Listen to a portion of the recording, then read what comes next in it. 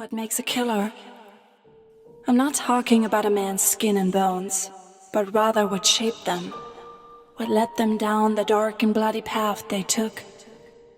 We are the same, universally, technically, but no one can deny there is a stark difference between the good and the evil, the killers and the saviors. And of course, you know me.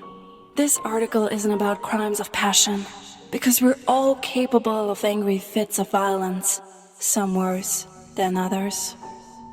When I say what makes a killer, what I really mean is what makes a serial killer.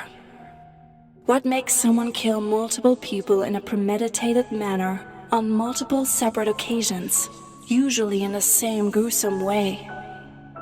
Serial killers have always been fascinating to the public eye, and I myself would freely admit to being one of those people. The newscasts, the court hearings, I'm obsessed just as much as the next American. Like an addict, I can't get enough, which I suppose is why I always submit articles like these for the Wednesday issue of the local Tribune. But it doesn't matter much, because here you are, still reading. That means you're just as much a slave to this as I am. It's good for you, really, because I'm going to tell you something the psychologists won't, something the media would never dare to air on their news stations. It is a truth that might rock your imaginative foundation of serial killers, though if you're like me, you find it not so surprising. Here's the truth most don't want to hear. Serial killers are just like you and me. They are us, and we are them. You could not pick a serial killer out of a lineup. Couldn't sense a serial killer stalking you on the street. They tend to blend, which is what we, as humans, are good at. Avoiding the public eye, pretending not to be interesting. Serial killers are masters of disguise, masters of their bloody craft. It's why some of their sprees last decades. Sure, some of them may have had bad childhoods. Some of them may have been abused physically, mentally, sexually.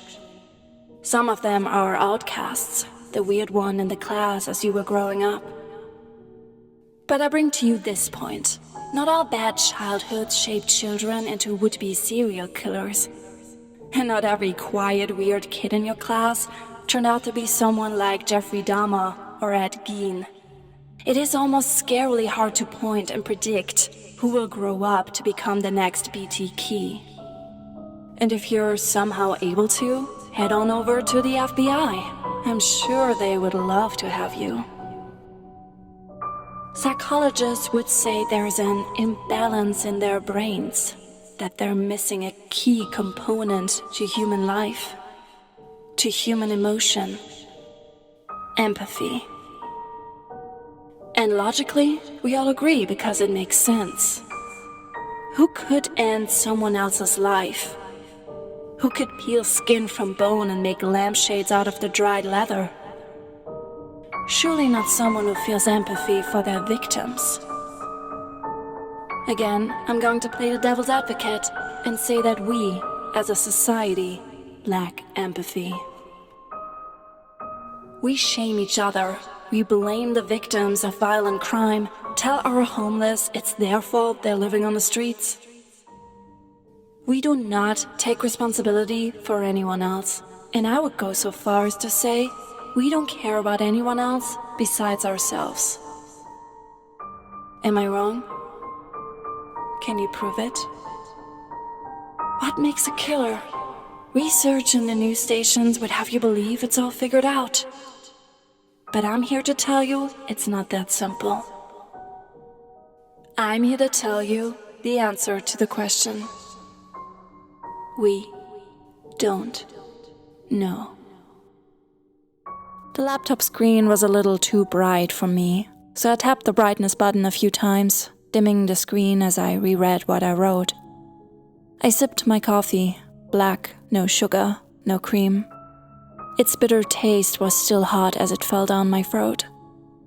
I sat in the coffee shop I always sat when I wrote my articles for the local Tribune. A small town store with only a dozen tables and old machines that were loud and rusted. The new Starbucks down the street had nearly put them out of business, but there would always be people like me, people who refused to change.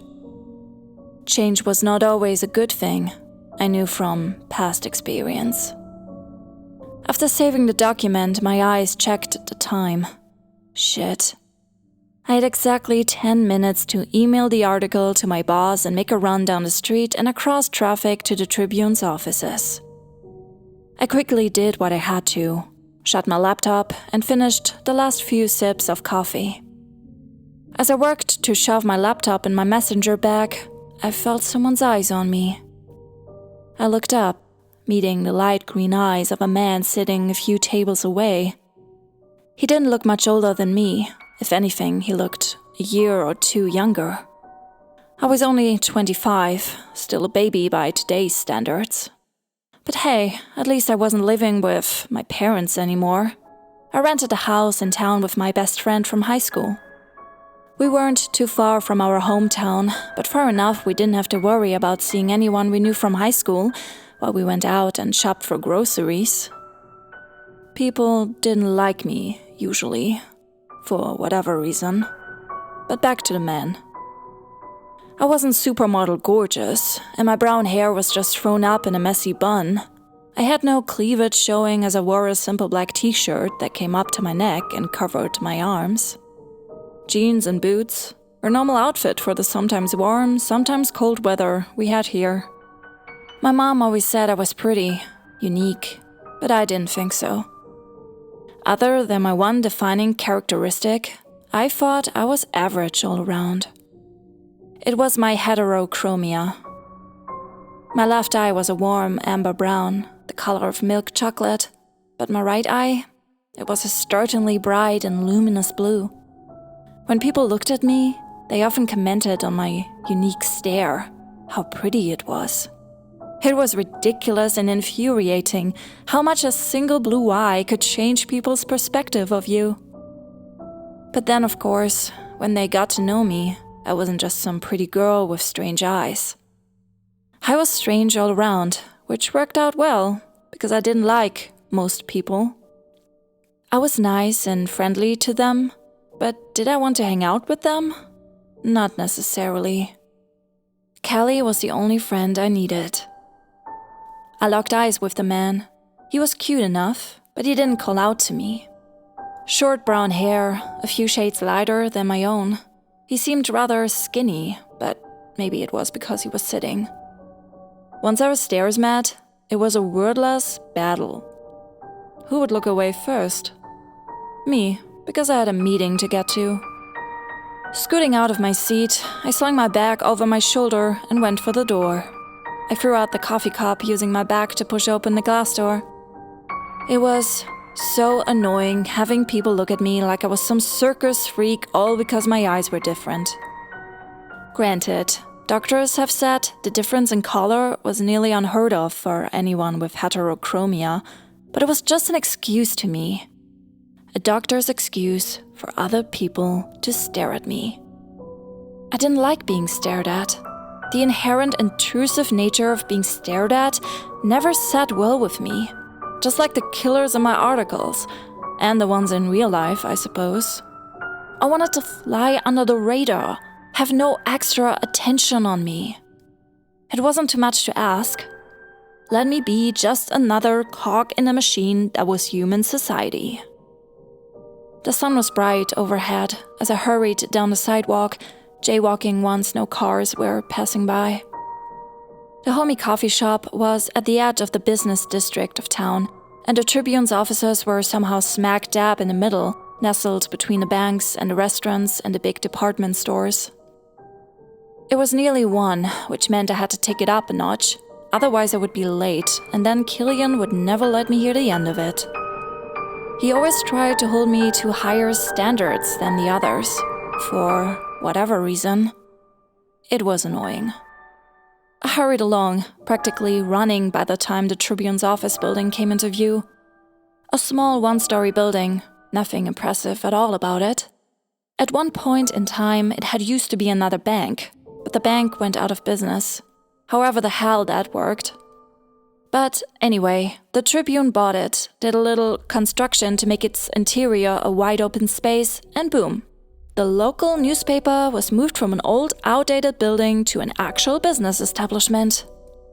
It happened like 20 years ago, so I wasn't quite sure of the story, since I was a whopping 5 years old at the time, but it's what Killian said. The front doors to the office gave me little resistance as I pushed inside, meeting the messy interior of the building. Desks, and more desks, all with computers and stacks of papers, were arranged in the front area. Filing cabinets lined both sides of the walls, Killian's private office in the back.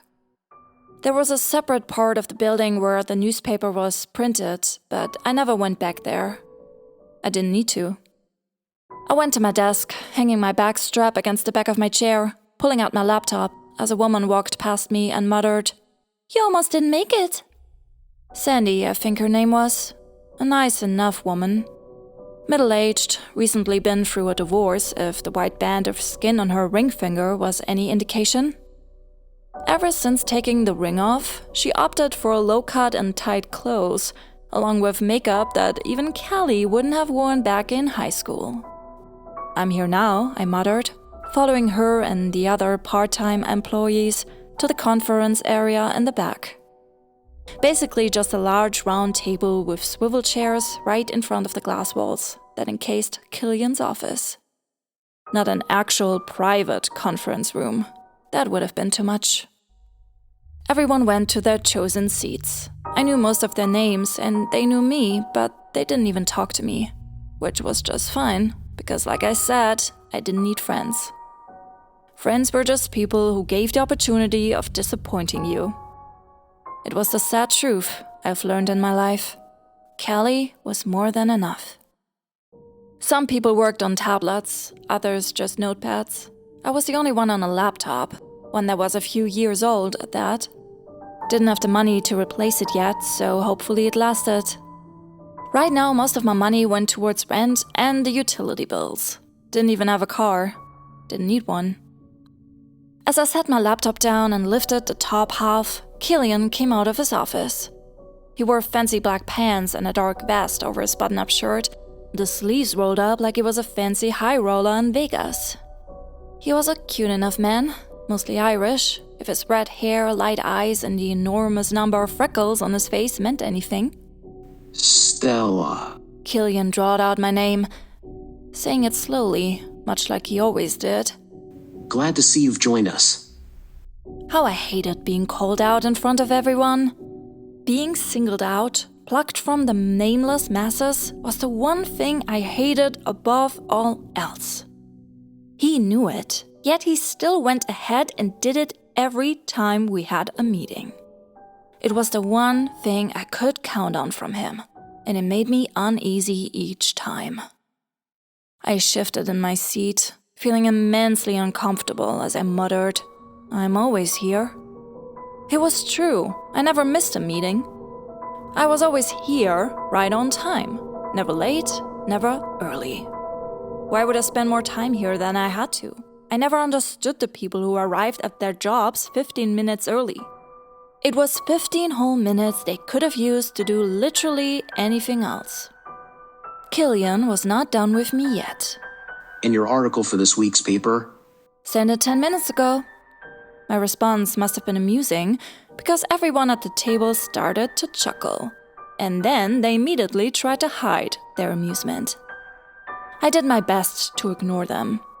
My life did not revolve around other people or their approval, and that included Killian's. All Killian did was nod along, keeping the "Of course you did" to himself. At this point, he shouldn't be surprised. It's what I did, what I have done since day one of this job.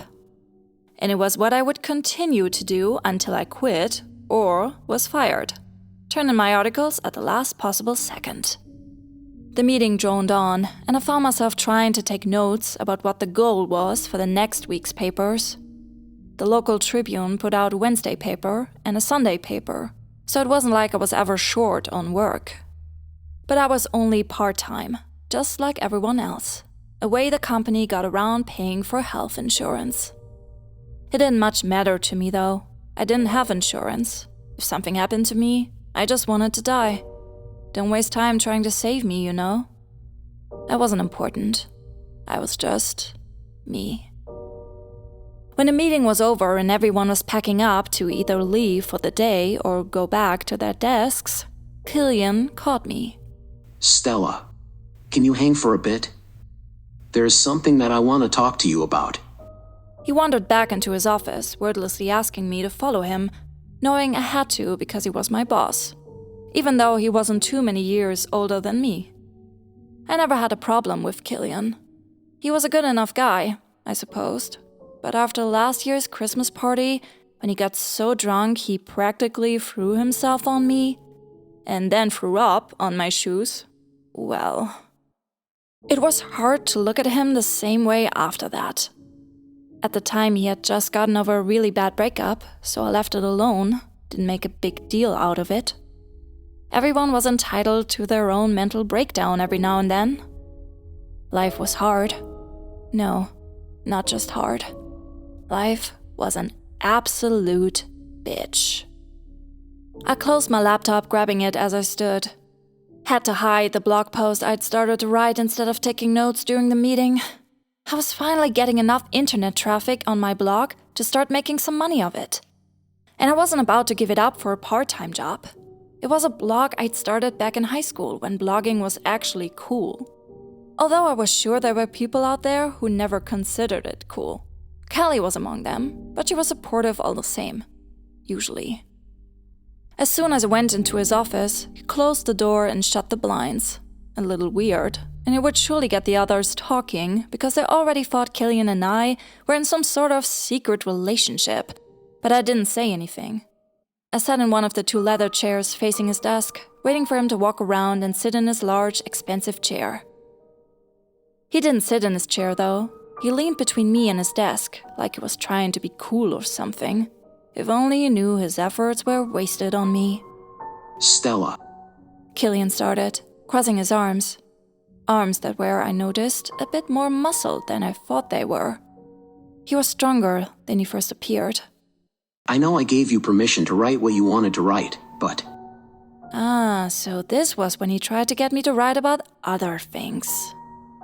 Things besides serial killers and the banes of human society. I immediately tuned him out, because nothing else interested me.